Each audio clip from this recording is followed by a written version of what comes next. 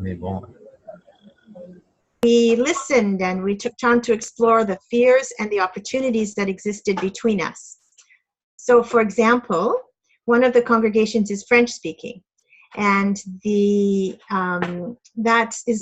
not a problem at all, but when you don't speak French very well, it's a bit of a challenge.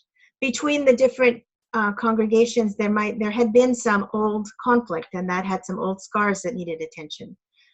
And there were some long-standing challenges between the different communities from things that had happened in our grandparents' days. Bob helped us to resolve some of those, or at least to name them, to find some funding. And so by the fall of 2016, we were ready to launch, and we had the Presbytery's approval. So what is it we launched? We are 2 full-time bilingual ministers. I coordinate the ministry, and Joelle leads the French and family part of the ministry. We also have a team of lay and retired worship leaders who work on Sundays for worship. And we received a 3-year grant from the Sainte-Thérèse Fund for French Ministry, which has now been renewed for a further 3 years. We got some funding for the website and for a couple of projects. Et voici ma collègue Joelle qui continuera l'histoire. So I came into this story in 2016 as a student, and because one of the challenges that we had was to find a bilingual francophone person who was ordained and could take the second position of French and Family Ministry. It took us 2.5 years to find that person, and it ended up being me. But before I was ordained, I could not apply on the position.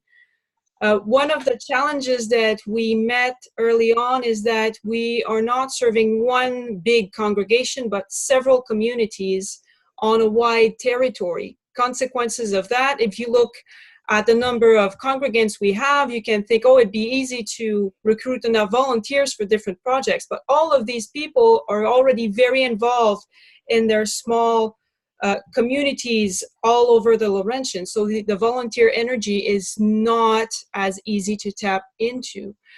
And the distances between the places, especially in the winter, are a challenge to meet. So one of the ways that we address that is, instead of having a structure with permanent committees like it was supposed to be in the conception of the project, we have more ad hoc teams that work on different projects.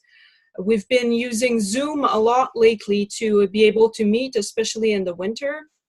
We've also experimented with Zoom worship for Ash Wednesday and discovered that it answered the need of some people who had trouble going to church in the winter because of mobility issues and health issues.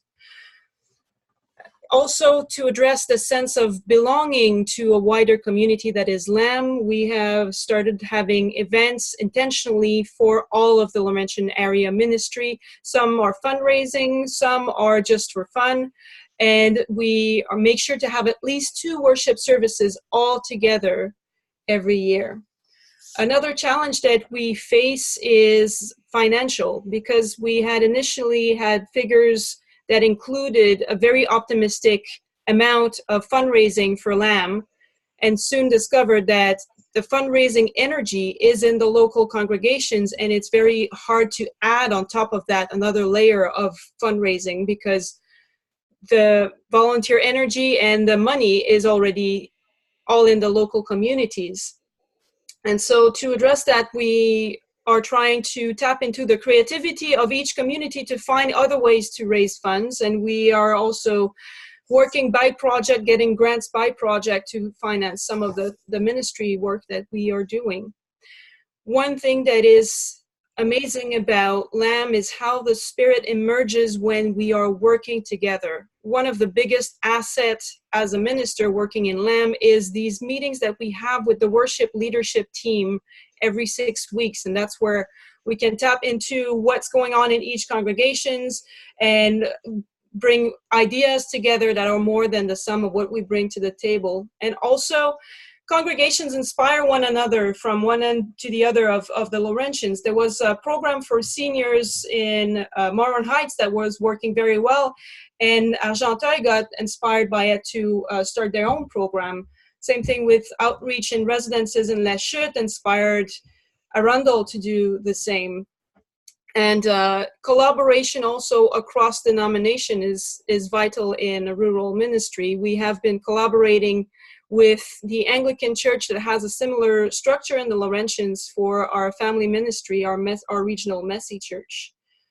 One thing that we found was absolutely essential was to worship together, because that is where the sense of solidarity and hope of being together is felt the strongest. The church is full, the celebration is lively, people get to know one another across the different communities, and that is really what fuels our spirit to continue forward, being more innovative and trying to be church together in a different way.